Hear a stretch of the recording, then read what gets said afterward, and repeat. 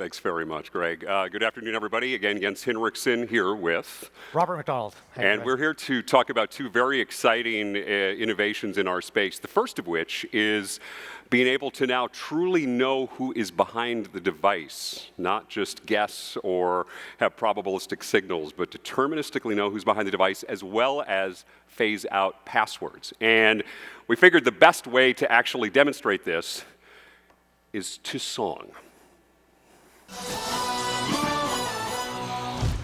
Ladies and gents, this is the moment we've waited for.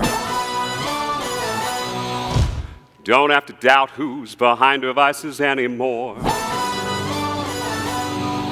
And finally get rid of passwords, oh yeah, what a joy, user delight, revenue up.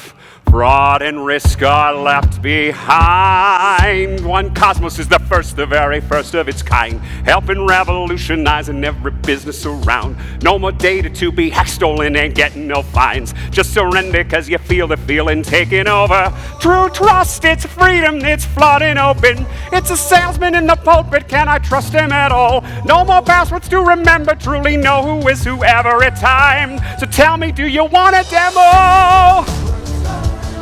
Do you want a demo, guys? Please say yes. Oh my gosh, thank you. Woo! Man, that would have been really embarrassing, by the way, okay, if we didn't. So now passing it off to my very trustworthy colleague, Robert McDonald, who will now walk us through the demo. Yeah, that's going to be hard to follow up with. I don't sing, thankfully, for all of you. All right, so what we're going to do today is we're going to walk through the customer experience that we have here at One Cosmos. So by truly knowing who's behind the device, you can revolutionize the user experience for customers, employees, contractors, and partners alike. Not only the user experience, but also modernize and streamline much of your back office operations while reducing spend and reliance on a variety of legacy tools. So today, as our ringmaster Jens alluded to, I am going to show you what that experience looks like. It is elegant, it's simple, something your customers and your employees will appreciate. It's applicable, like I said, both to your customer and workforce use cases, all from a single platform. Or what I want to do today is apply for a credit card. So I'm going to select a credit card, and I'm going to open up my phone and go to the app. And from here, what I'm going to do is make sure I have my right persona selected. I'm going to scan the QR code. And what that's going to do is it's going to kick off the application process for the credit card. And the final step to this is I'm just going to enter in my email address and my phone number. And yes, those are my actual email addresses and phone number. I'm going to select Next.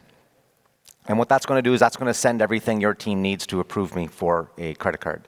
Now, as an aside, in the back end, what has already happened is I've already entered in a lot of my data, so my personal identifying information, so my driver's license, passport, all that stuff stored on my device. I don't need to send it anymore. It's quite simple, quite straightforward.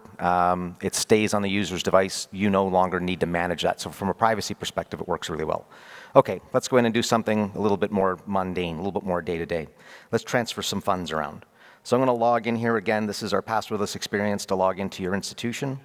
And there we go. We're logged in. So what I'm going to do from here is I'm going to log in. I logged in and I'm going to transfer some money. So as you can see, Jens, the way your bank or the way your institution has it set up, you have different levels of authentication that are required depending upon the risk associated with the transfer. So here, what I'm going to do is I'm going to transfer funds below $500. I'm Canadian, in case you haven't heard the accent yet. Figured out where I'm from. I play hockey to add to that stereotype, and I need to pay for my funds. It's $230, and I'm going to transfer those funds. And I'm going to get a notification here on my phone, I hope. Oh, there we go, yep. And I'm just going to click the approve, and there's nothing more to it than that. I just had to click that green checkbox saying that, yes, I approve that that fund can be transferred. So let's do something with a little bit more risk associated. So we're going to do 700 this time. Jens, I lost a bet. Remember the hockey thing that we were betting on? Again, sticking with the Canadian theme. We'll click transfer funds here. And again, I'm going to get another authentication request. And this time what's going to happen is it's going to ask for the biometric on the device. I use my Face ID, and it approved the transfer. Pretty straightforward. That's something that we're used to doing every time. So let's add something with a little bit more risk. So I'm going to transfer $20,000 this time. And you see there that it's requiring something called Live ID. And that's our live biometric.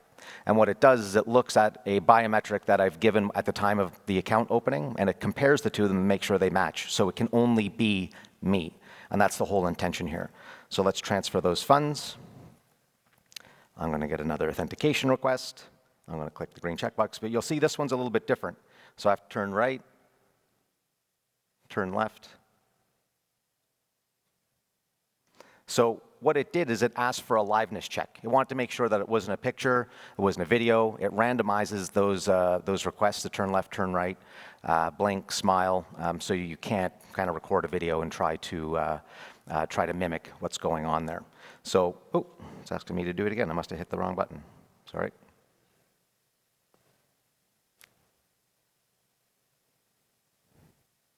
It might be looking at the lights here. I think it might be doing something weird. But that's okay. Anyway, so the way that works is with the Live ID, it verifies who the user is. And at the end of the day, that's what we're trying to do. We want to make sure that we know who the user is behind the device. So every time they go to authenticate, it can only be them. And with all the things that we're doing in terms of authenticating users, that's what we're trying to get to anyway. We now have a technology that enables you to do that and deliver it in a very seamless way to your users. All right. On that note, Jens? So essentially, look, again, what we're highlighting here, this is groundbreaking, right? This is finally deterministic identity, whether it's an employee, a third party, a contractor, an end user of any organization in the financial space, and the ability to get rid of passwords. You're essentially, driving two fundamental levers of the user experience. So chief digital officers, heads of business, you can reduce limits, you can accelerate new products. Chief information officers can get rid of call center costs with no password resets. There are a number of applicable uses, and I don't think we're going to be able to get the screen up here, but we're all going to spin, so we'll see you tonight. Thanks so much, everybody.